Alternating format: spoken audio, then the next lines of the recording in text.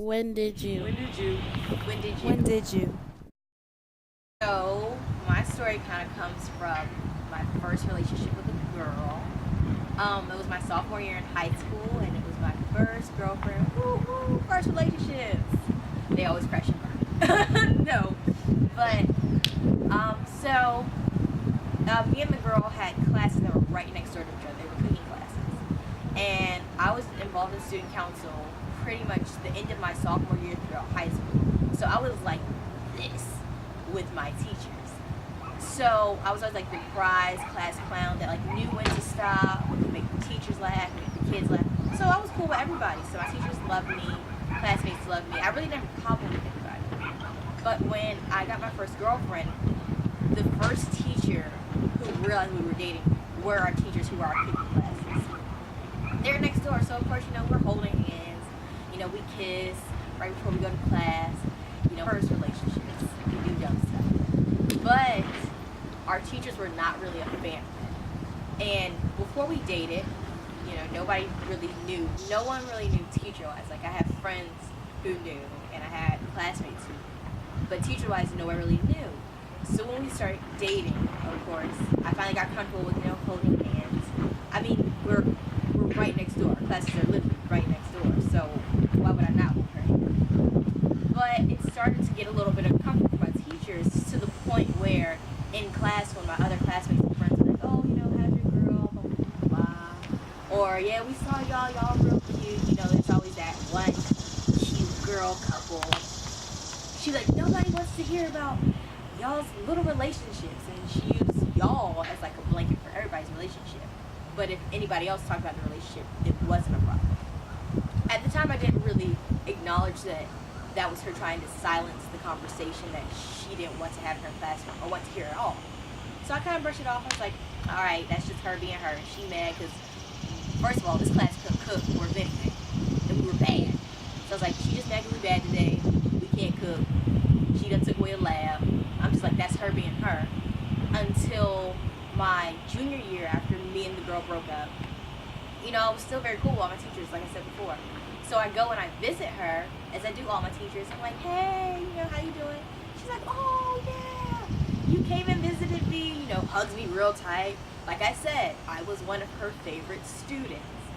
So she says, what you been up to? And I'm like, girl, nothing, not worried about nobody. Just gonna find me a nice little husband and settle down. I'm joking, because that had always been my joke since freshman year, is that I'm gonna graduate, find me a rich man, and settle down and be a housewife. It was a joke. Her response is, oh, I'm glad you're done with that. Talking about my relationship. And I'm kind of like, huh? And she's like, oh, nothing. I'm just glad you're done with that. And I'm like, this broad. So as I'm like, but I don't know, she just brushes off again. She's like, okay, it's so good to see you. She hugs me again. She ushers me out into the hallway because the bell's about to ring and her student's about to come in. And so she's like, oh, come back, And I'm like, oh, okay, I'm not really, in the right place to go back and forth with this grown woman. So I kind of just leave, and I'm kind of just like, whoa. She really was not a fan of me dating a female. Like, that had absolutely nothing to do with her. She did not want to hear about it in her classroom. And a year later, when I've broken up with the girl, she says, I'm glad I'm done with that. Like that phase of your life, I'm glad that you're done with that experiment. Which I got a lot after that point. After my sophomore year, I had a lot more people trying to silence that part of me. You can't silence a part of a person. A person is a whole thing. You can't just pick and choose what you like. So to those people who would like to silence my voice, I understand that you would like to silence me, but I'm not a factor of a person that you can pick and choose what you like. I can't be your favorite student until my sexuality comes into play.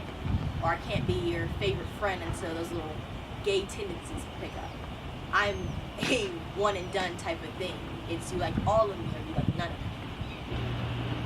I realized people wanted to silence my voice when I kept being forced to dress in feminine clothing. It's been a year, so it's not only one story that I can tell because it's plenty of them. but in general, I dress this way because I feel comfortable expressing my masculinity. Of course, I have my feminine moments, but I don't feel comfortable dressing in feminine clothing. I don't like it. Like, I never wore skirts. I always wore skirts. I barely have female friends. I was always on the basketball court playing with the boys. Matter of fact, we were playing basketball and I stuffed the dude wearing a skirt. You know, it's always been like this for as long as I can tell. People want me to change. It's something like, oh, why do you dress this way? Why do you do this? And why do you do that? It's like, why do you do that? Why do you do this? Like, because I want to and it makes me happy. I don't have a problem with myself. I don't have a problem with myself if I cannot be the person who I feel that I am. You're what everybody else is used to because you're fitting into whatever that society's saying that you can and can't do. And you looking at me like, what are you doing? I'm doing me. I'm chilling, you know. That's basically it, you know. I get it all the time. I still get it now. And it's not going to change. I'm not going to change for anybody.